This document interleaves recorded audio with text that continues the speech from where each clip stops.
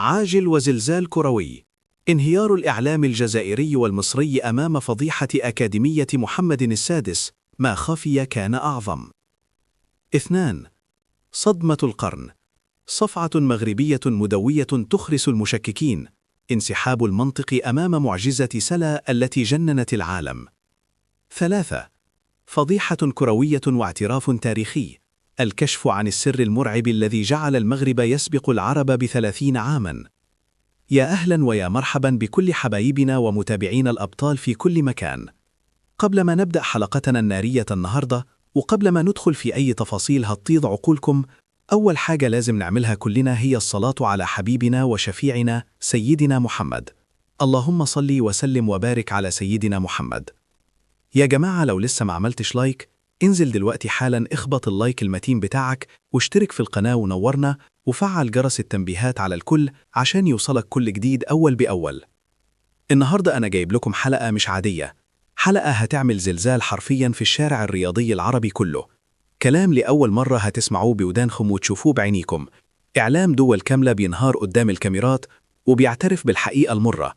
سر خطير ومفاجأة من العيار الثقيل عن معجزة بتحصل على أرض المغرب، وتحديداً في أكاديمية محمد السادس. إيه اللي حصل؟ وإزاي الكبار بقوا بيعملوا ألف حساب للأسود؟ وإيه اللي خلى الإعلام العربي يلطم على وشه؟ جهزوا نفسكم واحبسوا أنفسكم، لأن اللي هتشوفوه وتسمعوه النهاردة هيصدمكم بجد.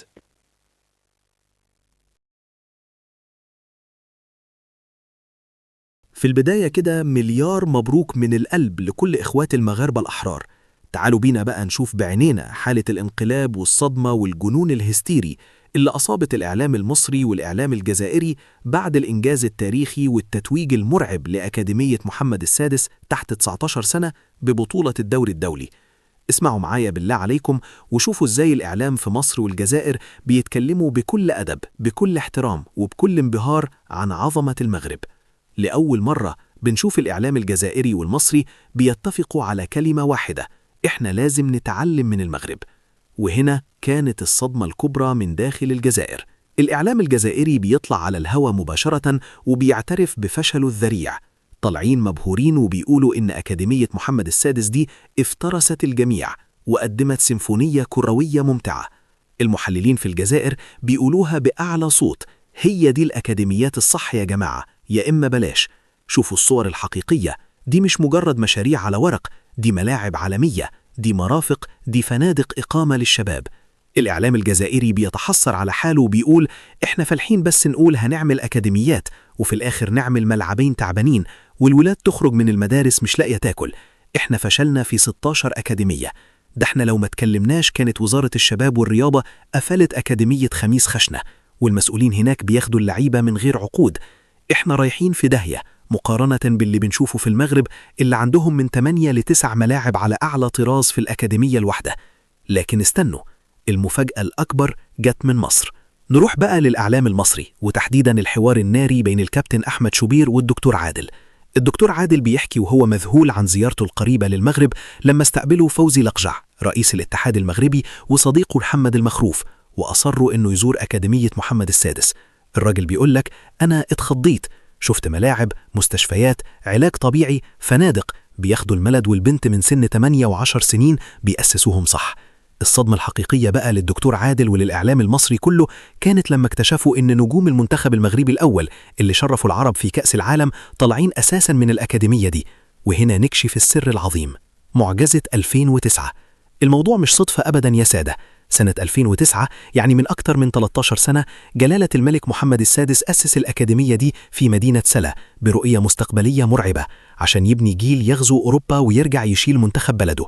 تخيلوا إن 4 من أعمدة المنتخب الحالي خريجين الأكاديمية دي: رضا التكناوتي حارس الوداد والمنتخب، نايف أكارد نجم ويست هام الإنجليزي، ويوسف النصيري صاروخ إشبيلية اللي بدأ في المغرب الفاسي ثم الأكاديمية، والأسطورة عز الدين أناحي. أناحي ده حكايته حكاية، بدأ في الرجاء، راح الأكاديمية، احترف في فرنسا وفشل في البداية، بس لأنه متأسس صح ما يأسش، نزل درجات أقل، حارب، كافح لحد ما رجع تألق مع أنجيه وبقى وحش خط الوسط اللي أبهر العالم وخلى خليلوزيتش يضمه فوراً. يا ترى احنا فين من كل ده؟ النهاردة الأكاديمية بتكتسح أعتى المدارس الكروية في البطولة الدولية. كل يوم المغرب بتثبت إن الطفرة دي وراها عرق وشغل وتخطيط بالسنين، مش وليدة اللحظة. المغاربة دول وأنا بقولها على مسؤوليتي سابقين مصر وتونس والجزائر ب20 أو 30 سنة. إحنا بقالنا 50 سنة في مصر بنطلع على الشاشات نقول عايزين نعمل زي المغرب، ولما نيجي ننفذ كل حاجة تتأجل وتتلغي. مفيش تخطيط، مفيش هدف، مفيش حد بيخاف على مصلحة البلد الكروية، كله بيدور على الكراسي والمناصب وبس. أسد الأطلس فوزي لقجع. عكس المغرب تماما اللي عندها مسؤولين بياكلوا النجيل عشان بلدهم، وعلى رأسهم الأسد فوزي لقجع. الراجل ده أنا برفع له القبعة احتراما وتقديرا. ده مش مجرد مسؤول، ده محارب، بيحارب عشان أي حاجة تخص المغرب، بيساند الأندية المغربية في إفريقيا وبيرجع لهم حقهم، بيستضيف أكبر البطولات، والأهم من ده كله بيقدر يقنع مواهب مزدوجة الجنسية زي إبراهيم دياز وغيره كتير إنهم يختاروا قميص الأسود. الراجل ده شغال بما يرضي الله وعامل مجهود خرافي، ويا ريت نشوف كادر زيه عندنا في مصر، بس للأسف ده مش موجود على أرض الواقع. خلاصة الكلام يا سادة، عشان نقفل بق المعترضين وأصحاب نظرية المؤامرة، بلاش نغمة إن المغرب بياخد بطولات بالكولسة أو الرشوة أو الحظ، عيب. النهاردة شباب تحت 19 سنة بيفوزوا ببطولة دولية ضد أندية أوروبية عملاقة بمواهب تتخطى كل اللي موجود في أوروبا. المغاربة خططوا من 2010 وإحنا في 2026 لسه بنسأل إحنا فين.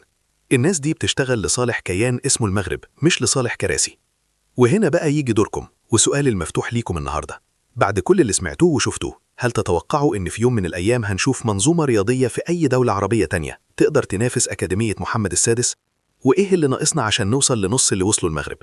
مستني أشوف زلزال من التعليقات تحت الفيديو، عاوز أقرأ رأي كل واحد فيكم بكل حماس. وقبل ما تقفلوا، إياكم تنسوا الصلاة على النبي صلى الله عليه وسلم. اخبطوا اللايك، اشتركوا في القناة، وفعلوا الجرس عشان نفضل دايما معاكم خطوة بخطوة في كل كواليس الكرة.